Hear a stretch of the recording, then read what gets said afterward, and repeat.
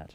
There's an author called Theo Brown wrote about staying here in a caravan in the 1920s and coming to this lovely stream and as a child swimming in it and so on. And her mother one night saw the hairy hands at the window of their caravan when the rest of the family were asleep, and Theo felt that her mother was not given to fanciful ideas and completely believed in it, as did her father. Her father knew a lot about the hairy hands instance, and Theo was the great expert on that. As far as we know then, was that the sort of only incidence of the hairy hands manifesting themselves somewhere that wasn't a motorbike? No, on the old A38, before it was duelled into Plymouth, lorry drivers used to see them at their windscreen in the 1960s, clutching at their windscreen. Lord, so possibly the manifestation of some troubled spirit who had a problem with vehicular traffic. Maybe somebody that just didn't like the passing of the horse-drawn carriage. Yes, I think that's quite possible. It's quite possible. Now, as we said earlier, John, we can't really come to Dartmoor and not touch on probably the most famous legend associated with the place, or the most famous story, which is Sir Arthur Conan Doyle's classic Sherlock Holmes case, The Hound of the Baskervilles, which of course has as at its centre a giant black dog, a hound from hell with the glaring yellow eyes. Now, it's interesting, isn't it, that although Conan Doyle set that particular saga here in Dartmoor, there's inspiration from all around the country. There are stories of black dogs elsewhere other than Dartmoor, aren't they? Yes, and almost certainly Conan Doyle got his inspiration, or one of his inspirations, from Cromer. Mm. He was ill in 1901 and recuperating from enteric fever in Cromer, and probably learnt the story of the Norfolk black shug, which, as you say, if you catch a glimpse of him, means death within a year. And that was just one of the factors which went to make up the story of the Hound of the Baskervilles. Mm-hmm. Other ingredients probably come from the life of Sir Richard Capel, who was buried in Buckfastleigh churchyard, and he was the local bad guy. He was the Sir Jasper of the district. He died in 1677, and they were all very frightened of him as a very evil man. And when they buried him, they put an enormous slab of stone on his head in this tomb, and an altar stone on the rest of the body, and made sure that he couldn't get out by putting an iron grill, because ghosts and vampires aren't meant to pass iron, you see. And so there he lies, and there's a local dare for the children who believe that if you run round his tomb 13 times and then stick your little finger through the enormous great keyhole, you'll find it gnawed off. But there's not many who try it. And the death of Sir Richard also brings us rather neatly back to the Hound of the Baskervilles, because he was reputed to have died being pursued by the wished hounds through the countryside. So now these wished hounds, of course, these are the spectral hounds from hell associated with a supposedly haunted wood on Dartmoor called Wistman's Wood. That's right, isn't it? That's right. Yeah. And so, I mean, was that the limit of the influences on Conan Doyle then? No, I think you can go to the Midlands for another one, and that's Hergus Court, where in the 15th century a chap called Black Vaughan was taken prisoner and then beheaded. And as his head dropped, his favourite black bloodhound came along and made off with it. I see. And of course the villain in the Hound of the Baskervilles is Black Hugo. Right, so again a story that Conan Doyle was familiar with. Yes, he had friends in Hereford. Right, so from all these various stories of hounds from hell, from Cromer and the Midlands and everywhere else, Conan Doyle took all that and decided to set what is surely around the world the most famous hound from hell story ever written, The Hound of the Baskervilles, set it defiantly on Dartmoor. Yes, and Conan Doyle visited Dartmoor specifically to research the book, and his coachman was named Baskerville.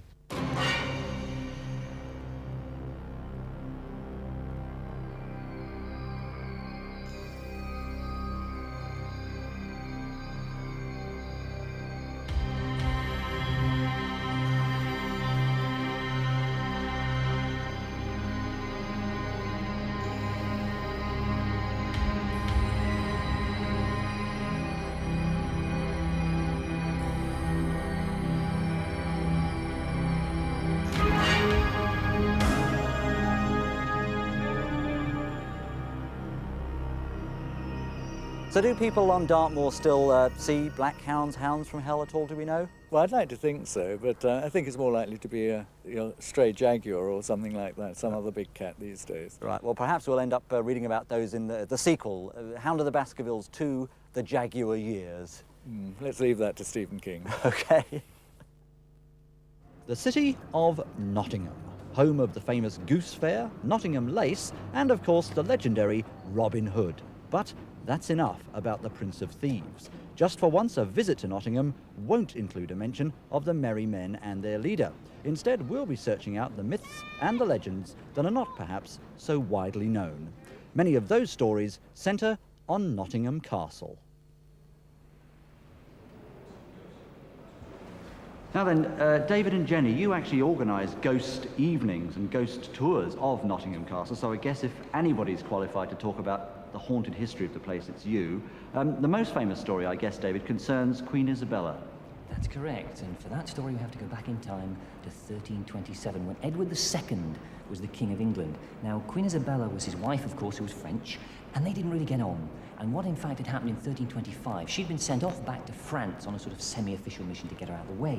But what she'd actually done is, as soon as she'd hit France, she met up with her lover, who was a Roger Mortimer, who was a political wheeler-dealer at court, that Isabella had actually sprung from prison in the Tower of London a couple of years before. They, of course, began to plot against Edward, and in 1327 they re-invaded, and poor Edward was forced to abdicate in favour of his son Edward III, who was only about 13 or 14 at the time. Edward's problems didn't stop there. He was immediately imprisoned in Berkeley Castle down in Gloucestershire, where he met a very grisly end. Let's come back to Nottingham and to Isabella. Let time pass from 1327 to 1330. Now, the country hated Isabella and Mortimer for what they'd done to Edward II, and in fact they ruled England between them because Edward III was so young. By 1330, Edward III had grown up a bit and had mounted enough support in the country to mount a coup against his mother and Mortimer.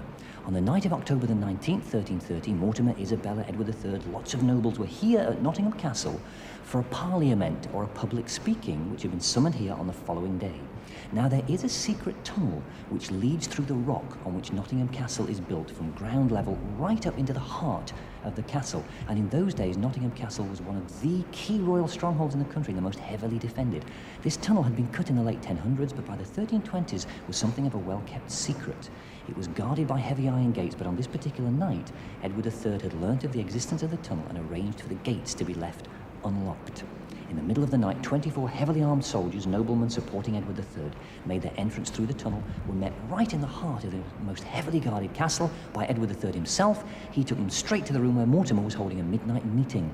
There was a brief but very bloody fight. All of Mortimer's personal bodyguard was slain, and Mortimer was seized and begun to drag off. Now imagine Queen Isabella, who was French, suddenly coming upon this scene amidst all the blood and the dead bodies of their personal bodyguard, watching her son and his supporters dragging her lover off of all these years. What do you think she might scream at her son? My son, be kind to the fair Mortimer." And it seems that the emotion, the trauma of that moment has imprinted itself upon this entire area, so that even today, Queen Isabella can be still heard to shriek out those words in ancient French. Spooky stuff, to say the least, isn't it? Now, Jenny, the secret tunnel, the caves here at Nottingham Castle are significant to its history, but the interior rooms, equally significant, the galleries particularly. Oh, definitely. And being a medium, of course, I'm very sensitive to these things, and B Gallery is very haunted. This is a story told to us by the guides. It was just after midnight, one dark night in winter. The alarm sprung in B Gallery. When the alarm springs in the castle, it also springs in the police station as well. And 2 policemen were dispatched to the castle with a great big dog. Now, this dog was like an Alsatian and really, really big. And they came along the long gallery, the 2 policemen and the guide and the police dog. The police dog was straining at the leash, and they entered B Gallery. As soon as they entered B Gallery, they put the lights on. Nothing to be seen. They walked from one end of B Gallery to the other. Nothing happened. And just as they got back to the end of B Gallery, the lights suddenly flickered. A great sensation of cold penetrated the bones. The hair stood up on the back of the neck. Everybody looked round. What could they see? They couldn't see anything, but they felt this terrific sensation that nobody ever felt like that before. The dog went mad. It tried to get off the leash. It was barking. It was rearing its head. It was salivating. The guards, it terrified them just to look at it. Then all of a sudden, it calmed down and there was nothing. All went just as it was before. Still, the lights went back to normal. Nothing could be seen. Nothing else happened until a couple of days later. The guard was then in the gatehouse, and a policeman, as policemen do, come round for cups of tea sometimes, and it was the same policeman that was sent up to the castle that evening. And they were mulling this story over, and they said, that was a strange do, wasn't it, at the castle? It says, not half, you don't know what happened next. He said, you remember the police dog, the biggest one we actually have? He said, yeah. He says, well, the next morning when I went to get that dog out of its kennel, its hair had turned white overnight. What did the dog see? More than the police? But animals tend to have a reputation for being slightly psychic. Some do.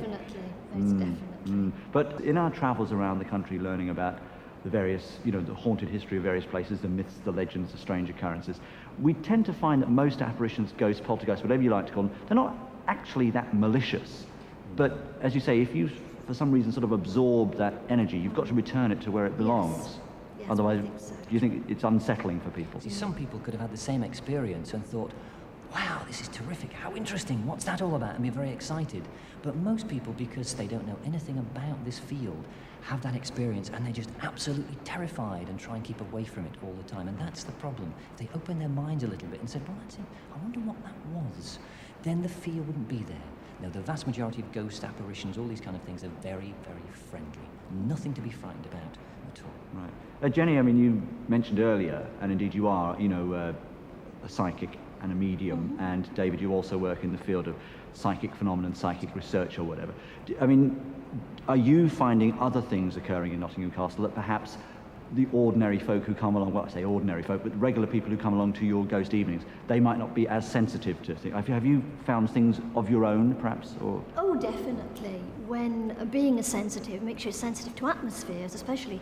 And sometimes you can walk in the castle and the atmosphere is almost electric. You can just walk through a certain area and you can walk in this area and out of this area, and in the area itself it just feels so different. And you can stand in some parts of the castle and you're thinking it feels really strange standing here. And we'll go and I say to the guides, why does it feel strange just there? Because this happened there. And I can still sense the imprint of energy that's been there before I actually arrived. And I, in fact, have a little confession to make here, because I have to come here quite early in the evening to set up for our Nottingham Castle events. And of course there's nobody about then, and I'm moving equipment in and out. And when I first come in here, the atmosphere is normally a little bit unsettled, but I actually have a little talk to the room, and I ask the room's permission if it's okay to do the ghost evening tonight, and can the equipment work please tonight, and let's not have any strange disturbances. And then the atmosphere settles down, and I can get on, and I do that every time, just in case. They spell it Blidworth, they say it Blidderth, a small village about a dozen miles outside of Nottingham, which, in spite of my best efforts not to do so, compels me to mention Robin Hood, because not only does Blidderth claim to have been the home of Maid Marian, it also claims to be the final resting place of Will Scarlet, who's buried somewhere in the local churchyard. Those are the local legends. The local myth concerns this, the Blidderth boulder. Quite how it got to be here, no one knows for sure. There are those who say that Robin Hood's pal Little John rolled it down a nearby hillside to this spot in an effort to crush the Sheriff of Nottingham. Others say it had an ancient and now long forgotten druidical significance. One thing is for certain, the boulder is solid reality. Its true significance remains a tantalizing mystery.